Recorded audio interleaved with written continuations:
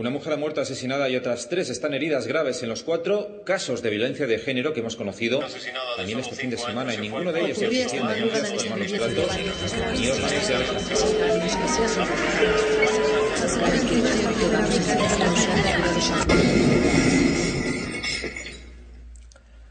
Hola, Mario. Soy papá. Sí, tu papá de verdad. Ese hombre que desapareció de tu vida cuando tenías 5 años y del que no has vuelto a saber nada hasta ahora. Si esta grabación te ha llegado conforme a mis deseos, acabas de cumplir 20 años. Es el año 2028. Y lo único que deseo es que estés preparado para que todo este horror no recaiga sobre ti. ¿Qué es esto?, preguntó Pandora. ¿Es un regalo para mí? No, Pandora. Esta caja me ha sido confiada por el dios Mercurio para que la tenga a buen recaudo. Me advirtió que si alguna vez la abría, iba a lamentarlo. Y yo le prometí que pasara lo que pasara, jamás la abriría. En 1995, en la Cuarta Conferencia Mundial sobre la Mujer celebrada por la ONU, se firman una serie de medidas estratégicas a implementar por los estados en un periodo de 15 años.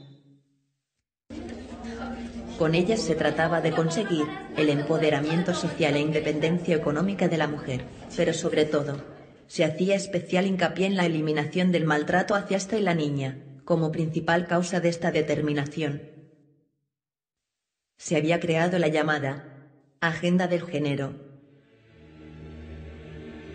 La tentación era demasiado poderosa. Pero en España se transgredieron los principios fundamentales de Naciones Unidas y se violaron los derechos humanos al aplicarla.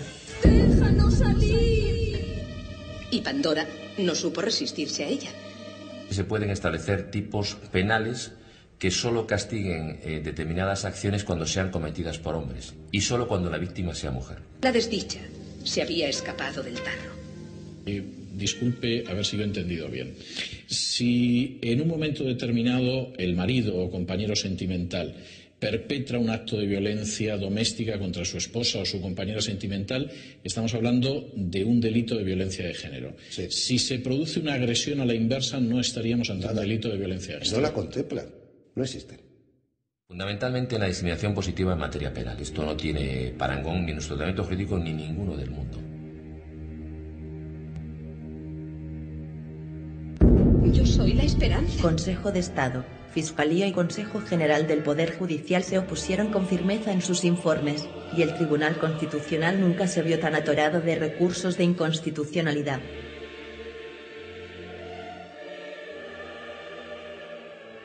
Nunca jamás en la historia del avance de las mujeres, en las cumbres de Naciones Unidas, en las reivindicaciones de los grupos feministas, jamás se pidió la discriminación en los tipos penales. Pero el gobierno obligó al Consejo a realizar un segundo informe favorable. ¡Estúpida! ¡Ya no puedes detenernos! Y el Tribunal Constitucional, con María Emilia Casas a la presidencia y aún con casi la mitad de sus ponentes en contra, aplicó el derecho penal de autor y validó la ley. Hemos ido a la vuelta de un derecho penal de autor que solamente se ha aplicado en el régimen nazi y el régimen stalinista. Algo solo posible bajo el desconocimiento de la ONU, ya que este criterio es incompatible con la esencia de la organización, los derechos humanos. Pero, ¿cómo se ha justificado?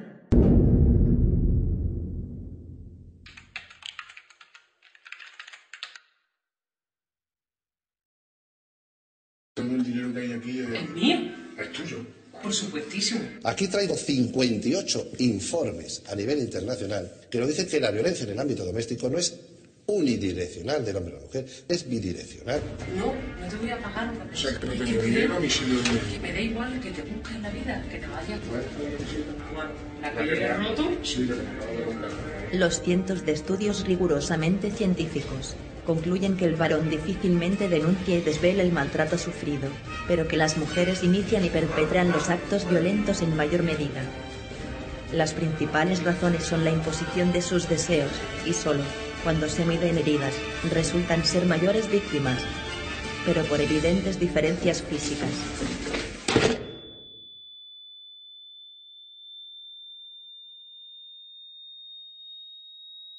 Que quede claro que no hay acuerdo. No, que quede claro que tú me has dejado una secuela física.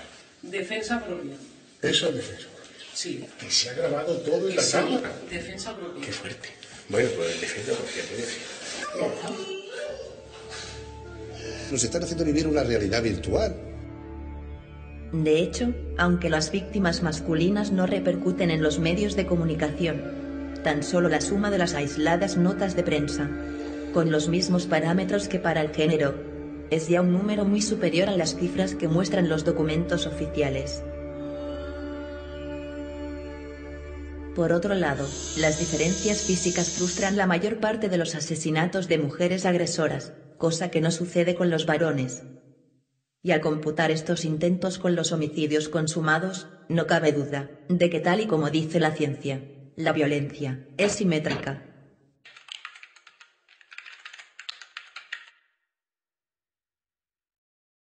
¿Usted cree que todos los casos de la llamada violencia de género son fruto de la dominación del hombre sobre la mujer? Absolutamente. ¿Te vas a enterar? Esto es un delito castigado con meses de prisión. Una pelea mutuamente consentida. Cuando hay insultos recíprocos, se considera maltrato si lo hace el hombre y si lo hace la mujer, por supuesto que no. Los niveles de violencia en parejas lesbianas superan a los de heterosexuales.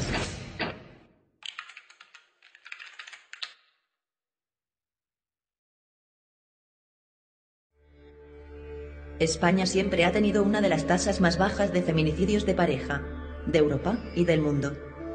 Sin embargo, tanto internacionalmente como a nivel nacional, en la periódica macroencuesta del Instituto de la Mujer, se justifican las políticas, leyes y presupuestos de género. En ella basta que una mujer responda a una sola de estas preguntas, a veces, para ser considerada maltratada, incluso en contra de su opinión. ¿No tiene en cuenta las necesidades de usted? ¿Le dice que todas las cosas que hace están mal, que es torpe? ¿No valora el trabajo que realiza? ¿Ironiza o no valora sus creencias? Esto jamás se le ha preguntado a un solo hombre, pero es la prueba oficial de la cantidad de maltratadores, junto con otros informes oficiales, de igual o menor rigor.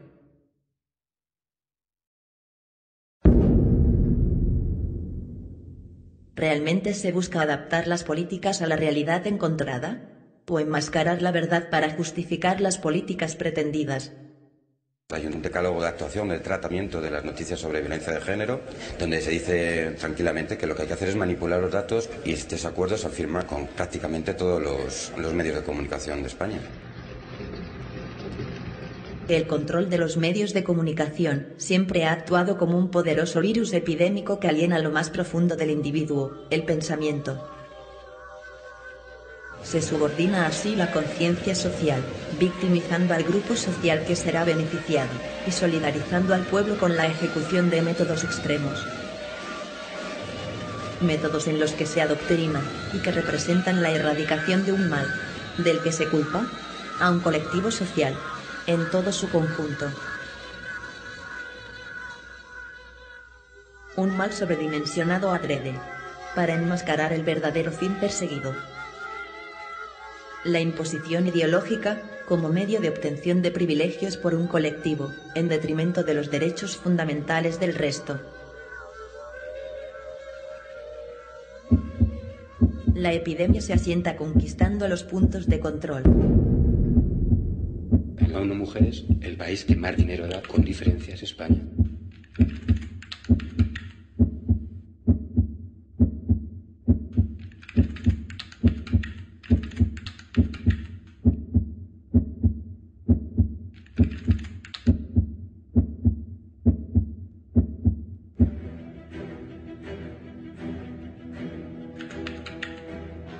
María Emilia Casas fue absuelta de serias acusaciones, pero sus tendencias y estrechas relaciones con el actual feminismo sí que resultaron evidentes. Inmaculada Montalbán es denunciada por amenazar al juez Francisco Serrano con retirarlo de su carrera por mantener un pensamiento desviado de la ideología de género. En poco tiempo, el juez termina siendo inhabilitado. Son solo algunos ejemplos de una larga lista. La inmensa mayoría de la carrera judicial guarda silencio por miedo a ser represaliado como el Estado. Recordemos que, por ejemplo, el director del Instituto de Medicina Legal de Murcia ha sido cesado fulminantemente por decir también estos datos. De la investigación del CES sobre violencia doméstica en el año 2007, se desprendía que la alarma social estaba injustificada. A petición de los grupos feministas, el presidente del CES fue expulsado y el informe censurado. Ustedes han construido igualdad contra los hombres. ¿Se controlan y contienen las redes sociales?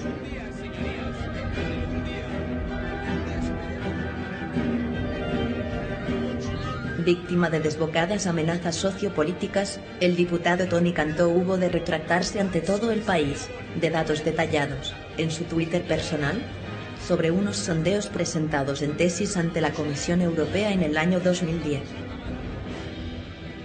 Difundí datos no contrastados. Ahora mismo estoy en contacto, no están contrastados. Los datos contrastados no existen. Y es que algunos datos de esta tesis, realizada por el ex asesor del Consejo General del Poder Judicial José Luis Sariego, se encuentran a la espera de actividad política española, en Europa, respecto a su cotejación. Pero, ¿cuál sería entonces el leitmotiv? Es ya indiscutible que el poder otorgado al lobby feminista hace muy arriesgado e infructuoso cualquier pronunciamiento significativo en su contra, y que en lo respectivo a las fuerzas políticas, los colectivos de mujeres mantienen el global del voto femenino, derecho personal e intransferible, como rehén.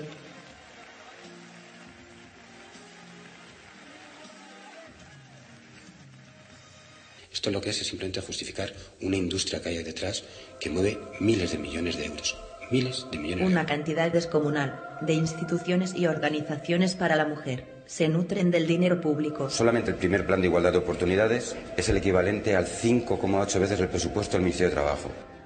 No parece haber dudas, según las fuentes utilizadas, en que la cantidad de dinero público destinada a políticas de género supera a la que se necesitó de Europa para el rescate bancario.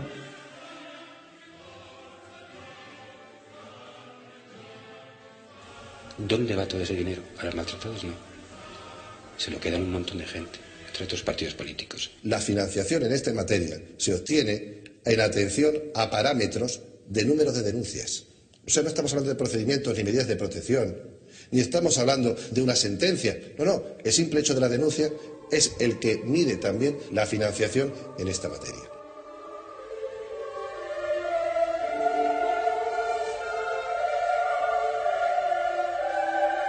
En esta revista especializada se muestra la lucha contra la violencia de género como vía utilizada para conseguir fondos europeos, no al contrario. Hay mucho dinero en juego y mucha corrupción.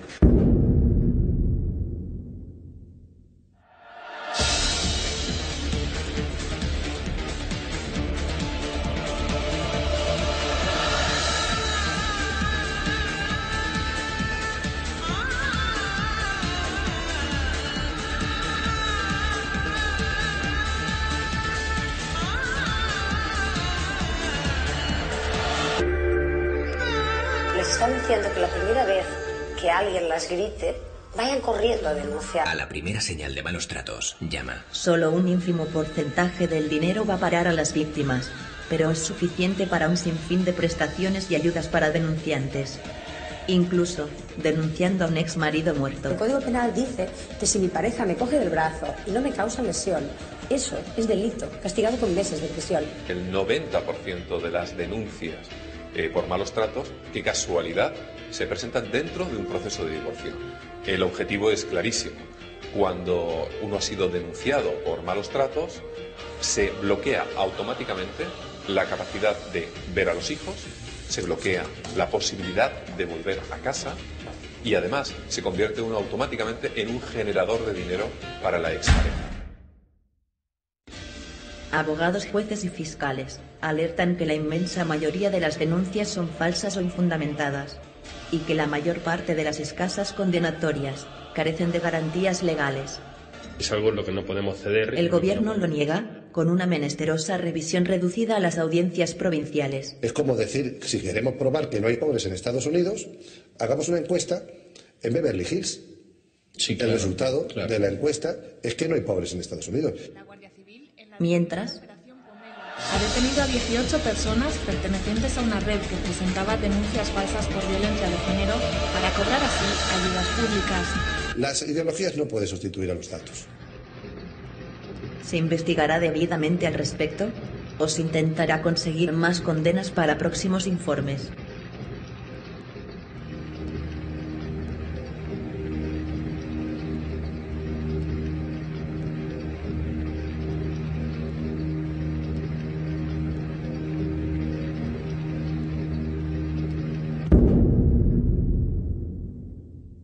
Entretanto, el índice de feminicidios de pareja no merma en absoluto. ¿Pero por qué saco este gráfico? Porque no tiene una relación directa con si Hombre, había lo que, perdóneme, ley o no.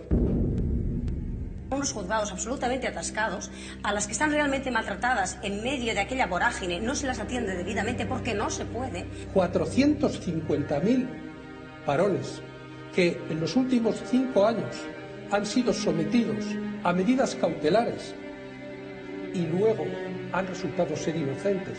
Una mujer solo tiene que apretar un botón y sin prueba ni evidencia, solo con su palabra, el hombre es enviado directamente a prisión. Y te mantienen, pues el máximo son 72 horas en el calabozo.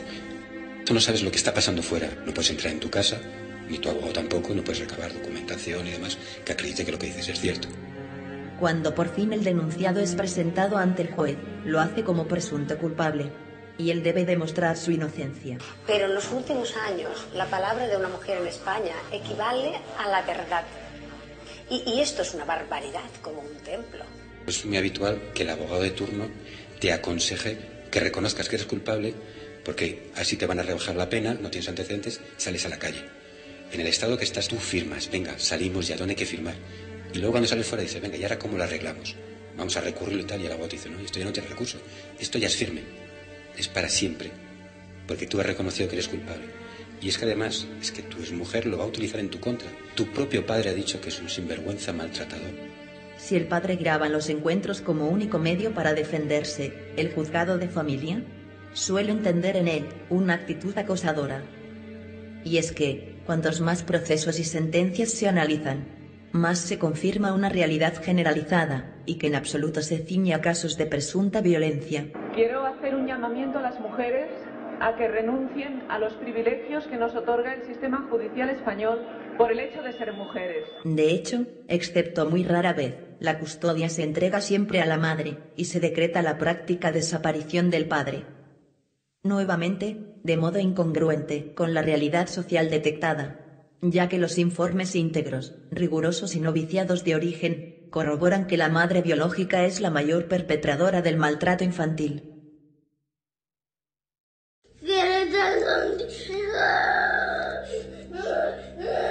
Y yo también, pero ahora mismo no puede ser.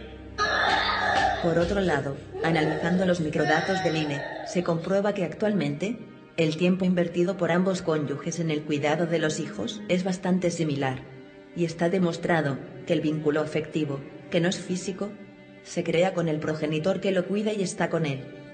Sin embargo, cuando el mayor lazo afectivo se crea con el progenitor varón, se destroza la relación con criterios contradictorios. Yo lo he hecho por coherencia personal, por amor y por dignidad. Si la mujer no trabaja por cuidar de los hijos, se le otorga la custodia directamente. Pero si es el hombre, se le niega por falta de solvencia. No me quiero ir, papi.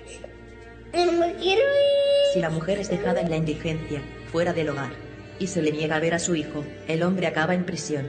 Si es al revés, no se valora el delito en supuesto interés del menor, considerando su costumbre a la madre, aun cuando no resulte así, y tras dilatar y retrasar el proceso sin lícita justificación. Vuestros hijos hoy tienen unos derechos que van a perder cuando lleguen a la mayoría de edad por el único hecho de haber nacido con sexo masculino.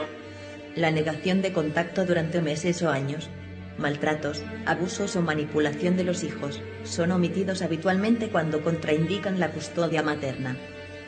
Los derechos del menor quedan supeditados a los privilegios de su madre, la mujer. La cercanía de la familia extensa y el tiempo disponible, importantísimos factores, no se consideran si no la benefician a ella. Y el padre queda relegado a 4 días al mes, a pensiones, viajes y gastos de por vida, que no puede asumir, aunque ella goce de mejor economía. Cáritas Diocesana dijo hace unos 8 años que el 80% de los hombres que visitaban sus comedores benéficos eran hombres separados, muchos de ellos hasta sin techo. El Ayuntamiento de Granada hizo lo mismo y le salió la misma cifra. El Ayuntamiento de Barcelona. Según los datos del INE al respecto, la ruptura familiar hacía pasar de 6 a 38 la tasa de suicidios masculinos, comenzando a dispararse con la aplicación de la llamada discriminación positiva. Con la intervención del Instituto de la Mujer, se eliminó este cómputo, cuando ya entonces multiplicaban los posteriores por desahucio. La desesperación es el denominador común histórico del suicidio. Recuerdo a mi padre y a mis abuelos y al hombre al que amo y a todos los hombres maravillosos que hay en mi vida. Ahora no pido más, verlo. Quiero que me reconozca aún que soy su abuela, que lo quiero y que quiero verlo. Y nada más. Se contabilizan a través del Instituto Nacional de Estadística.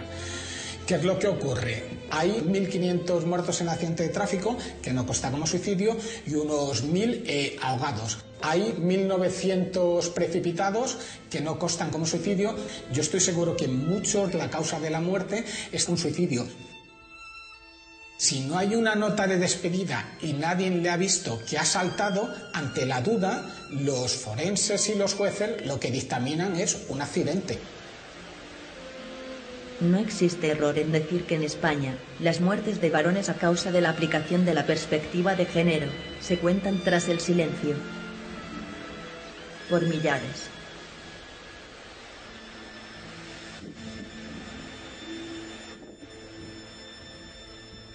¿Podrá el mundo perdonarme alguna vez? Eso espero, dijo suavemente. Eso espero.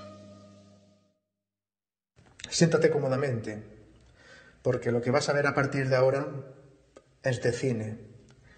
Y te aseguro que no le va a fallar el género. Mamá, ¿por qué a mi papá no le dejaban estar conmigo aquí si ahora en el cielo le dejan verme todos los días? Yo qué sé. Mamá, ¿y mi papá? Si nos podía dar dinero porque dormía en el coche. Pues cosa suya. ¿Y cuando yo tenga novia también iré a la cárcel? No, porque tú nunca vas a pegarle a tu novia. Pero si papá nunca te ha pegado, ¿no? Hombre, no, pero me insultó y me empujó. Anda, ¿y tú también? Entonces tú también tendrías que haber ido a la cárcel.